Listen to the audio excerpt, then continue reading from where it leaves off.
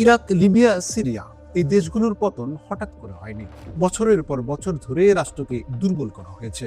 অভ্যন্তরীণ বিভাজন, বিকল্প ক্ষমতা কেন্দ্র, ধর্মীয় উগ্রতা আর আন্তর্জাতিক ভূরাজনৈতিক খেলা সব মিলেই তারা ব্যর্থ রাষ্ট্রে পরিণত হয়েছে।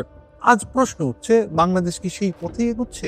ওসমান হাদির হত্যাকাণ্ড এবং শেখ হাসিনার ভারতে অবস্থান, এই দুই ঘটনাকে কেন্দ্র করে জনমনে যে ক্ষোভ তৈরি হচ্ছে সেটি এখন হয়ে উঠেছে রাজনৈতিক পাটাতন। এই ক্ষোভকে সামনে রেখে সাম্প্রতিক দিনগুলোতে দেখা গেছে সুপ্রতিষ্ঠিত মিডিয়া অফিস, সাংস্কৃতিক কেন্দ্র, এমনকি কূটনৈতিক স্থাপনায় হামলা।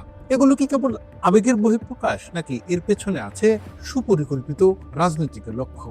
তথ্য বলছে, ওসমান হাদির হত্যাকে কেন্দ্র করে একটি তথাকথিত বিপ্লবী সরকারের ধারণা ছড়িয়ে দেওয়ার তোড়জোড় শুরু হয়েছে। একজন ডানপন্থী পত্রিকার সম্পাদকের নেতৃত্বে শহীদ মিনারে বক্তব্য, ছাত্র নেতাদের নির্দেশনা, এমনকি পাড়ায় পাড়ায় আইন শৃঙ্খলা কাঠামো গঠনের ডাক।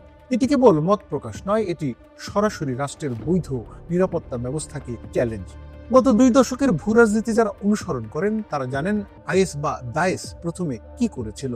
বিকল্প ক্ষমতা কেন্দ্র, নিজস্ব নির্দেশ, রাষ্ট্রের বাইরে নিরাপত্তা ও প্রশাসনের দাবি। বাংলাদেশে এখন যে বিকল্প বিপ্লবী সরকারের কথা শোনা যাচ্ছে, তার সঙ্গে দায়েশ, হিজবুত তাহরির সহ একাধিক উগ্র গোষ্ঠীর কৌশলগত বোঝাপড়ার অভিযোগ উঠছে। সবচেয়ে উদ্বেগজনক বিষয়, গত 16 মাসে ইন্টারিম প্রশাসনের বিভিন্ন স্তরে এদের সংগঠিত উপস্থিতি।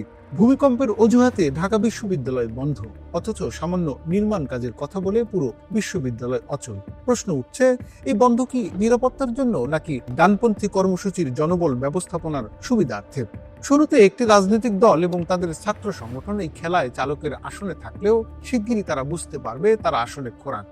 এর মধ্যে সশস্ত্র বাহিনীকে মনোবলহীন করতে গুম কমিশন, বট বাহিনী, ধারাবাহিক অপমান সব মিলিয়ে চাপ বাড়ানো হচ্ছে। সামারি অফ দ্য স্টোরি, বাংলাদেশকে ব্যর্থ রাষ্ট্রে পরিণত করার সাঁড়াশি আক্রমণ শুরু হয়ে গেছে। এটি কোনো দলীয় প্রশ্ন নয়, এটি রাষ্ট্রের অস্তিত্বের প্রশ্ন। বাংলাদেশ কি সময় মতো বুঝে এই অদৃশ্য যুদ্ধের বিরুদ্ধে রুখে দাঁড়াতে পারবে, নাকি আমরা ইতিহাসের আরেকটি ট্র্যাজিক অধ্যায়ের দিকে এগোচ্ছি?